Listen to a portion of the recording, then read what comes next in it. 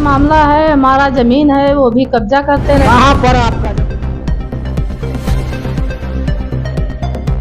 Sir वहाँ mummy का जो प्रॉपर्टी है जी वही विपक्षी हैं, मतलब मामी लगती हैं सौतेली, तो जी। सारा पूरा प्रॉपर्टी नुकसान कर रही हैं। जितना पेड़ पौधा था सारा काट दी, हम लोग को हमारी ही जमीन में नहीं घुसने दे रहे। अच्छा जमीन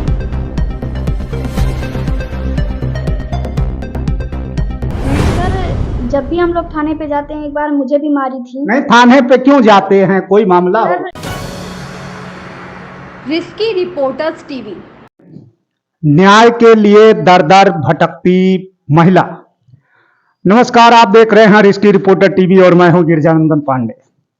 और आज हमारी टीम पैकोलिया थाना क्षेत्र के अंतर्गत चोरखड़ी कठुआ में आई हुई है, जहां पर आज हम आपको दिखाने जा रहे हैं कि यहां के जो थाना अध्यक्ष महोदय जी हैं, उनसे नहीं संभल रहा है थाना। जी हां, योगी सरकार में जहां पर योगी जी का बड़ा बड़ा बयान होता है, खुले मंचों पर भाषण करते हैं कि सभी समस्याओं का निस्तारण मात्र 24 घंटों में कर दिया जाए, लेकिन यहां पर कुछ इस तरह से है कि योगी जी के सपनों पर भी पलीता लगाया जा रहा है।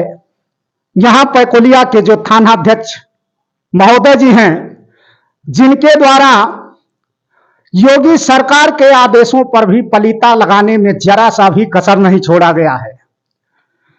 आइए हम बात करते हैं चोरखड़ी कठुआ का मामला, जहां पर पीड़ित महिला बार बार थाना पर जाती है और अपनी शिकायत थानाध्यक्ष महोदय से कहती है, लेकिन इसके बाद भी कोई कार्रवाई नहीं होती।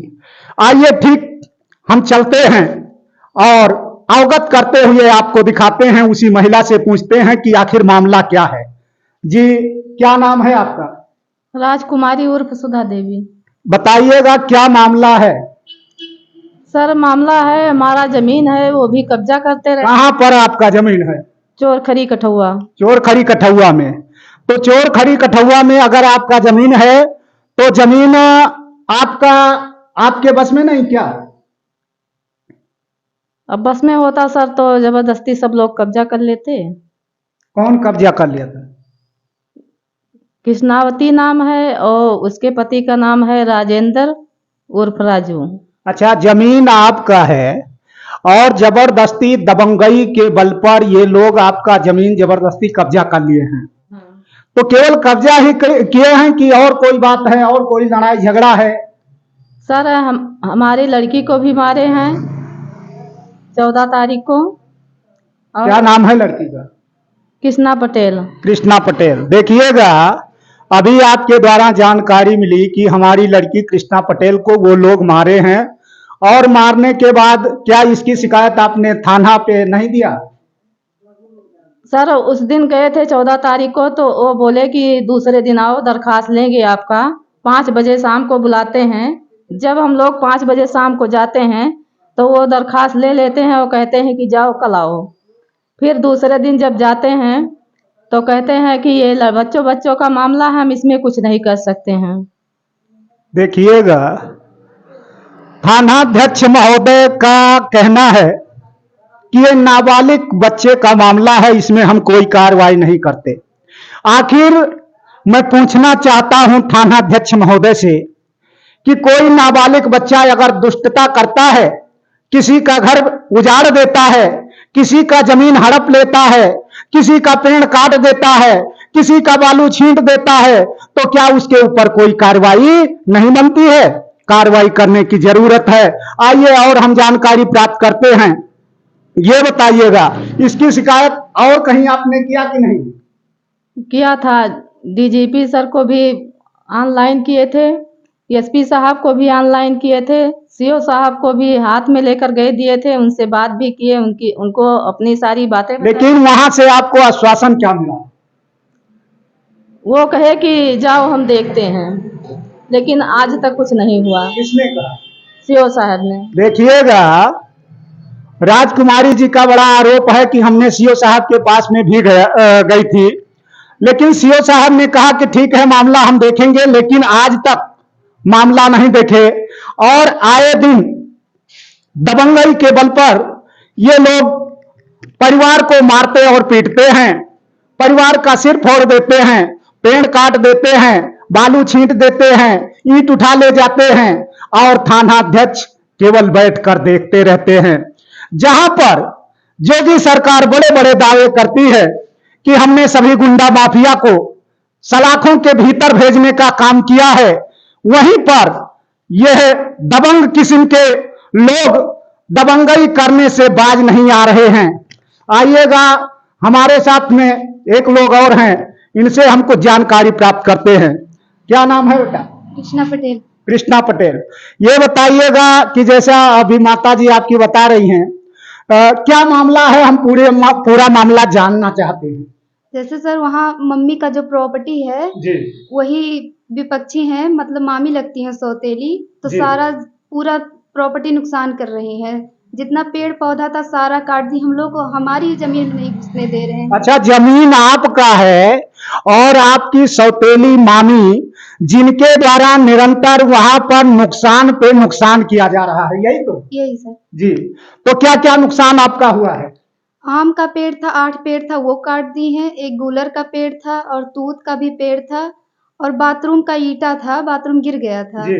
सारा ईटा उठा के लेके चली गई। देखिएगा, अभी कृष्णावती पटेल का आरोप है कि वहां पर हमारी सौतेली मामी है, जिनके उकसावे पर उनके पति और उनके बेटे के द्वारा पेड़ काट दिया गया, बालू छींट दिया गया और इतना ही नहीं, शौचालय का जो कुछ ईंट ऊंट गिरा था उस ईंट को भी वो सब उठा ले गए। लड़ाई झगड़ा भी हुई है आप लोग से? हाँ सर, हमें भी मारे हैं। तो क्या इसकी शिकायत आपने कहीं किया? हाँ, पैकोलिया थाने पर। पैकोलिया थाने पे। वहां से आपको आश्वासन क्या मिला? सर बोले कि इन सब में क्यों पढ़ रही हो, जाओ पढ़ाई लिखाई करो, जाओ हम देख लेंगे, पर वहाँ कोई गया नहीं है। देखिएगा, थानाध्यक्ष महोदय का कहना है कि आप लोग फालतू में इस चक्कर में क्यों पड़ रही हैं, जाइए अपना पढ़ाई लिखाई देखिए। वाह रे थानाध्यक्ष महोदय, मैं आपको धन्यवाद देना चाहता हूं कि जहां पर परिवार का सब कुछ नुकसान किया जा रहा है, वहां पर आप कहते हैं कि जाइए अपना काम देखिए, आप इस चक्कर में क्यों पड़ रही हैं। कार्रवाई करने के बजाय आप उल्टा परिवार को ही डांट कर भेज देते हैं। मैं योगी सरकार से निवेदन करना चाहता हूं, माननीय योगी आदित्यनाथ जी से निवेदन करना चाहता हूं, जिले की जिलाधिकारी महोदया से निवेदन करना चाहता हूं, आखिर जिनके थानाध्यक्ष के द्वारा थाना नहीं संभाला जा रहा है, उनको थानाध्यक्ष होने का कोई अधिकार नहीं है। कृपया मैं निवेदन करना चाहता हूं, पीड़ित परिवार की जल्द से जल्द सुनवाई करें और उचित कार्रवाई करें। आइएगा, हमारे साथ एक लोग और हैं, इनसे हमको जानकारी प्राप्त करते हैं। आ जाइएगा। काजल पटेल। काजल पटेल, ये बताइएगा कि क्या मामला है? सर यही मम्मी का प्रॉपर्टी है। मम्मी का प्रॉपर्टी? कैसा प्रॉपर्टी है? मम्मी के बाबा थे तो वो उनके नाम वसीयत कर दिए थे। अच्छा, मम्मी के बाबा जो कि वसीयतनामा आपके नाम से कर दिए हैं, वहां आपका जो भूमि है, घर है, मकान है, पेड़ है आदि आपके नाम से है, तो इसके बाद क्या कहना चाहती हैं आप? सर जब भी हम लोग थाने पे जाते हैं, एक बार मुझे भी मारी थी। नहीं, थाने पे क्यों जाते हैं, कोई मामला हो? सर मारी थी इसलिए गए थे। कौन मारा था? कृष्णावती। कृष्णावती कौन जो है? मामी कृष्णावती लगती हैं। कृष्णावती आपकी मामी है, जिनसे लड़ाई झगड़ा हुआ था और लड़ाई झगड़ा के बाद आप सीधा थाने पर गई, तो क्या थाने पर कुछ कार्रवाई हुई कि नहीं? सर नहीं हुआ, मम्मी के नाम वारंट काट दिए, मम्मी को, उस महिला को, दोनों को भेज दिए जेल में। और मम्मी को भी जख्मी थी, मैं भी जख्मी थी, मेरा सर में चोट लग गया था और 3 दिन हम लगातार दौड़े हैं। तब मम्मी जब बाहर आई हैं तब जाके थाने पे 1 महीना दौड़ा है, तब जाके FIR लिखे हैं। अच्छा, देखिएगा, यशो साहब थानाध्यक्ष महोदय पीड़ित परिवार को ही जेल भेजने का काम किए हैं। जी हां, आपको अवगत कराना चाहता हूं कि जब आपसे थाना नहीं संभल रहा है, तो और कैसे आप संभालेंगे जनता को। मैं माननीय योगी आदित्यनाथ से निवेदन करना चाहता हूं, जिलाधिकारी महोदया से निवेदन करना चाहता हूं कि पीड़ित परिवार को जल्द से जल्द न्याय मिलना चाहिए। क्या आपने जो एप्लीकेशन दिया था उसका कुछ कॉपी आपके पास है? आइएगा, हम आपको दिखाते हैं जो वसीयतनामा आपके नाम हुआ है। देखिएगा, इसको दिखा दीजिएगा, जूम करके दिखाइएगा। राम दुलारे आत्मज भगवती ने आपको वसीयत किया था, जिसकी प्रॉपर्टी आपके नाम से है।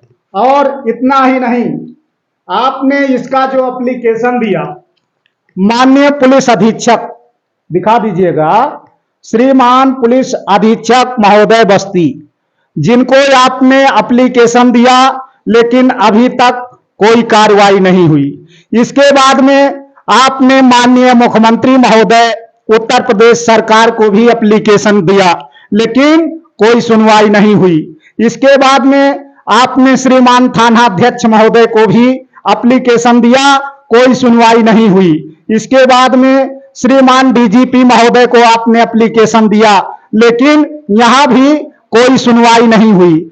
आइए हम आपको बताते हैं, योगी सरकार बड़े बड़े दावे करते हैं कि कोई भी शिकायत 24 घंटे के अंदर उसका निस्तारण करना जरूरी होता है, लेकिन सभी के पास एप्लीकेशन और शिकायत पहुंचा, आज तक कोई कार्रवाई नहीं हुई। और इतना ही नहीं, इसमें देखिएगा वसीयत में खतौनी जो निकलता है, खतौनी में भी आपका प्रॉपर्टी अंकित है।